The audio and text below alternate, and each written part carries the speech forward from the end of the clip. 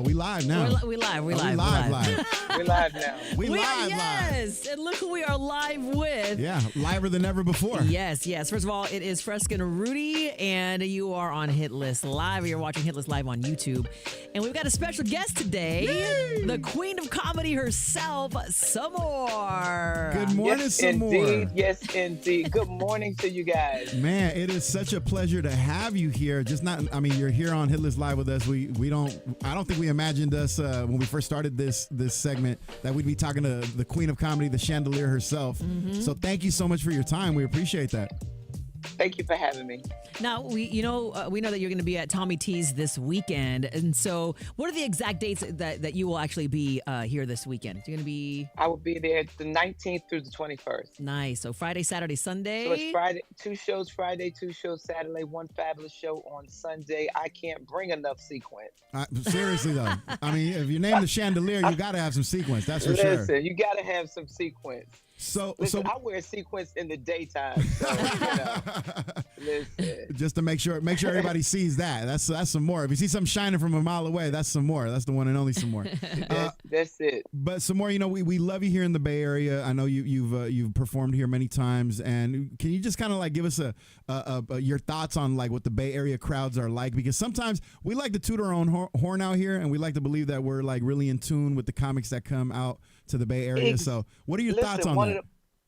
One of the most comedy receptive crowds in the country, the Bay Area, and it's a collective crowd, meaning that when you come to places like Tommy T's, which is in Pleasanton, you get people from Oakland, you get people from as far as San Francisco, meaning like all the little towns around. Like, it is a collective group of people, and it makes for a great weekend. For real, for real. And, you've been a force in the comedy game, for a while. So there's people out there that have been following your career since day one. I mean, how do you feel like you've grown in this comedy game? Because the game has changed a lot. It seems like the standards for comedy go up and down over the years, but you remain a force in the game. Like, how do you adjust to everything that's going on with like the political climate and just certain, jokes that people do or may or may not want to hear? How do you adjust to it all?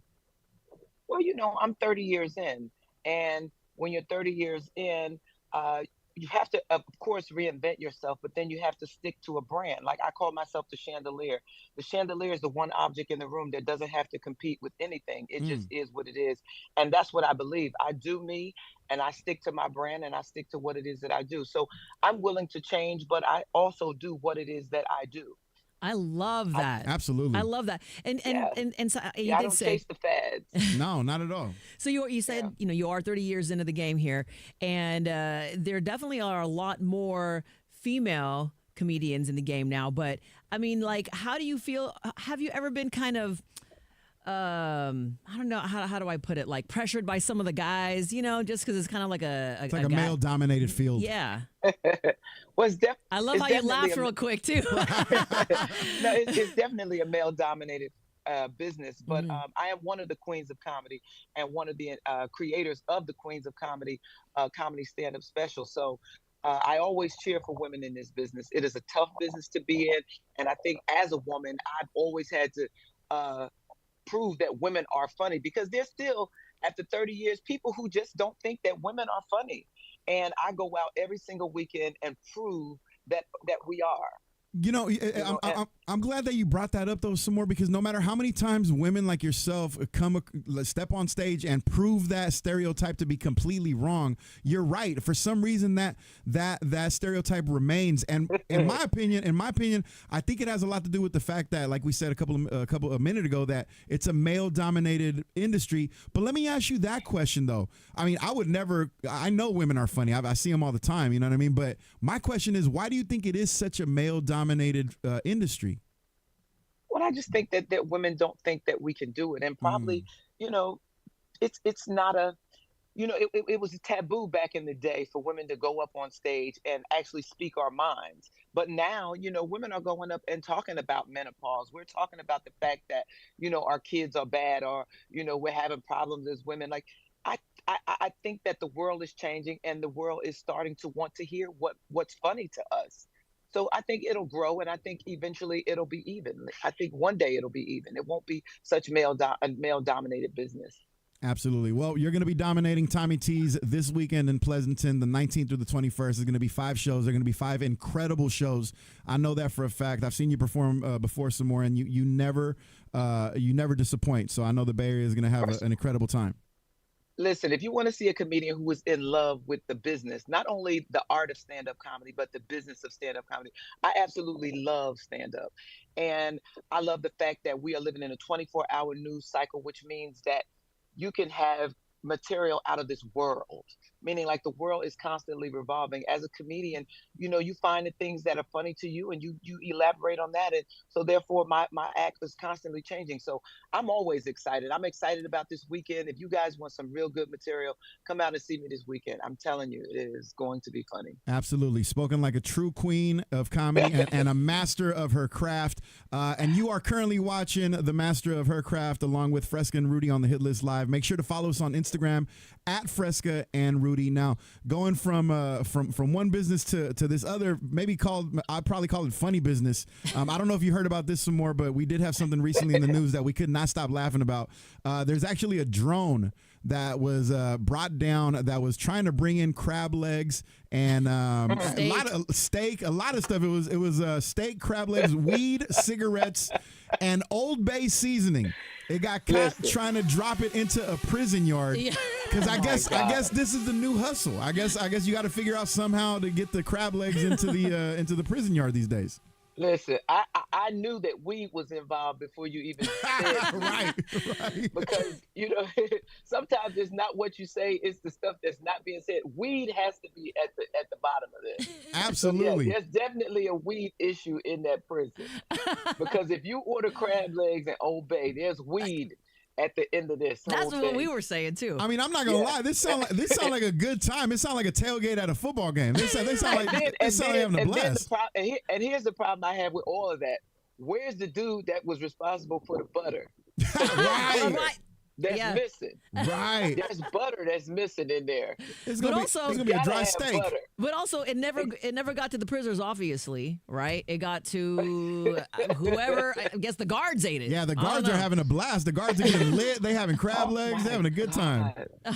Here's this was the dry run. This was exactly. Hey, you know what? That's true. I never even thought about that. Another one's coming. This is the dry run. Here's another one coming. Here's the one thing I was telling Fresca was like, what does it feel like to read this story and know that the fact that they bring in an Old Bay seasoning, that lets you know that some of these cats in prison are making better food than we are out here. I know some people that don't even use seasoning ever. And there was somebody that was probably supposed to go to court that day. They just like, I'm just going to go to court tomorrow because I know there's a shipment coming in the crab legs tonight.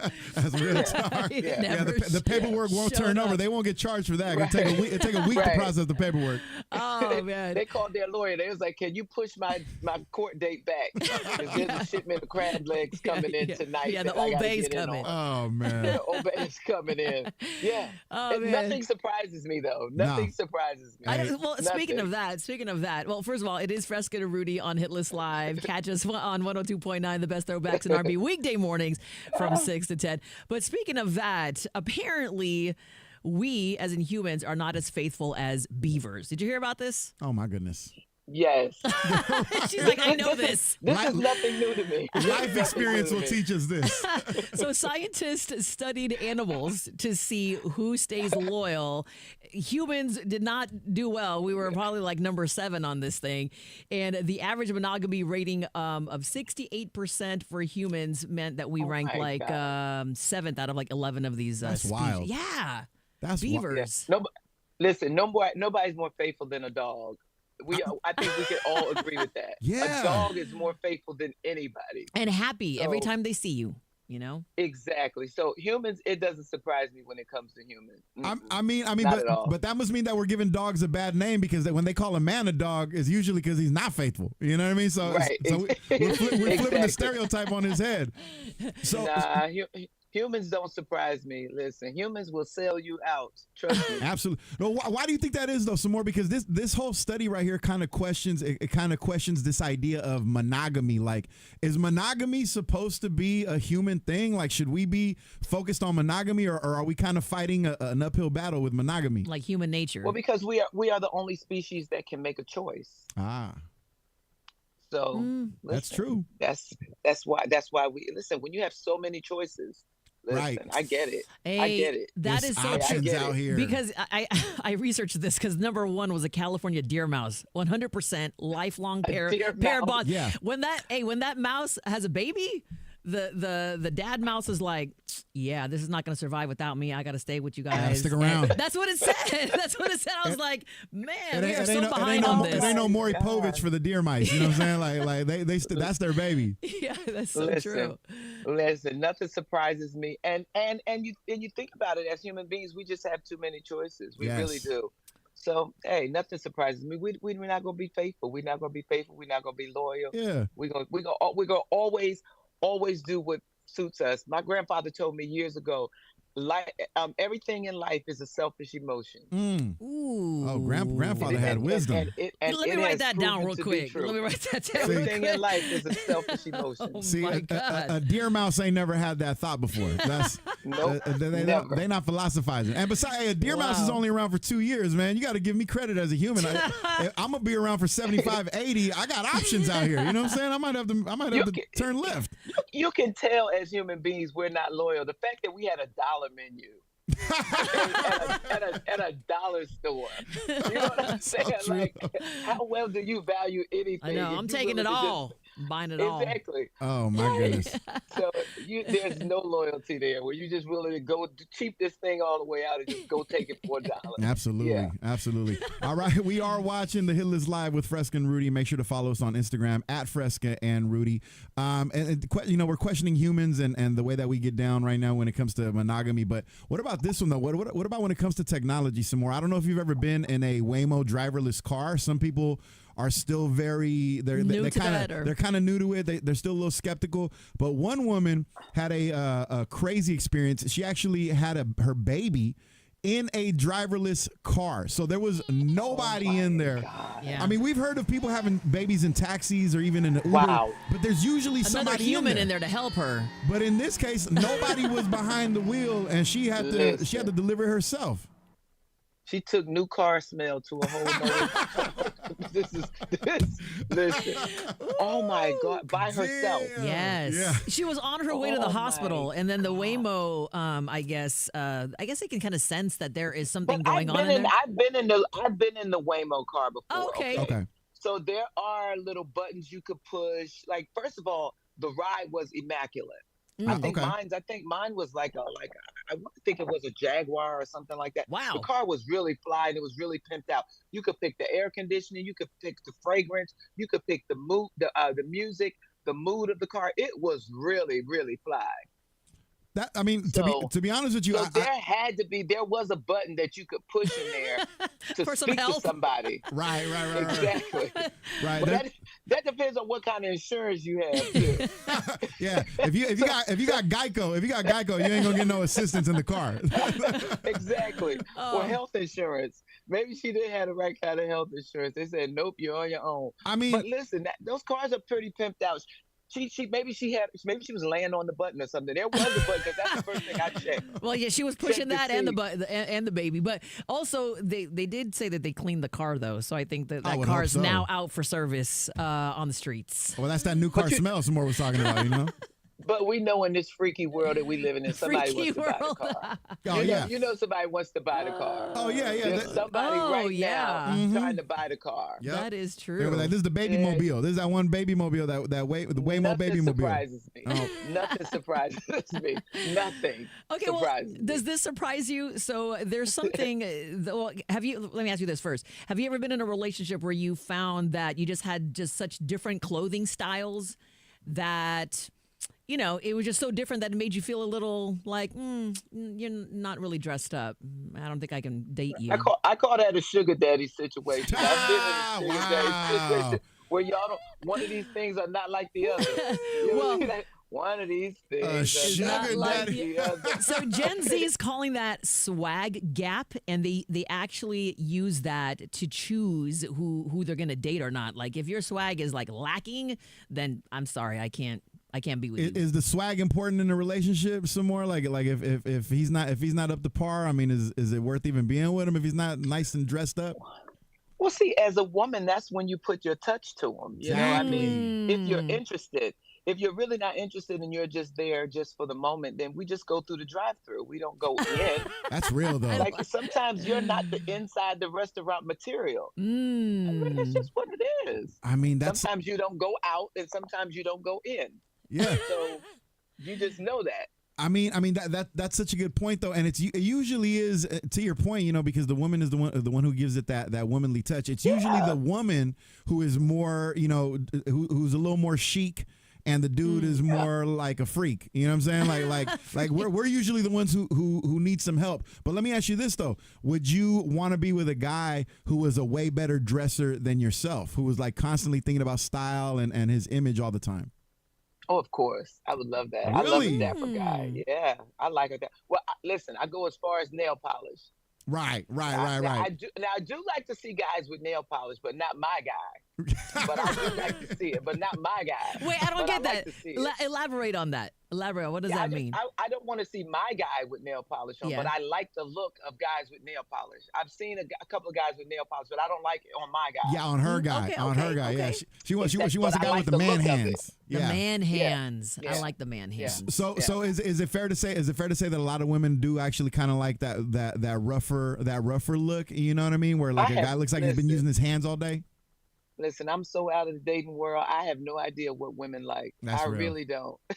I really don't. Well, it's weird out here. I can tell you It's that right weird now. out here. It's weird out here for It's weird both out men here. and women. It's getting wild out here. I have to second that for sure.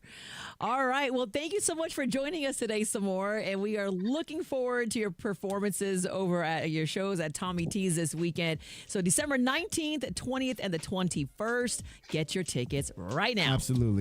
Yes, indeed. Bay Area, come get your tickets to see me at Tommy T's in Pleasanton, California. And look for my Netflix special coming out in February. It's called Chandelier Fly. It's on Netflix.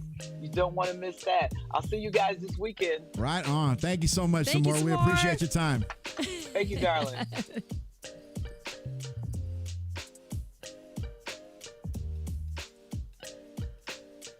All right. All right. Thank you Samore, so much. that was great. We That don't want was to keep so you. much I know fun. we kept you long, so we really appreciate that you stuck around. Thank you.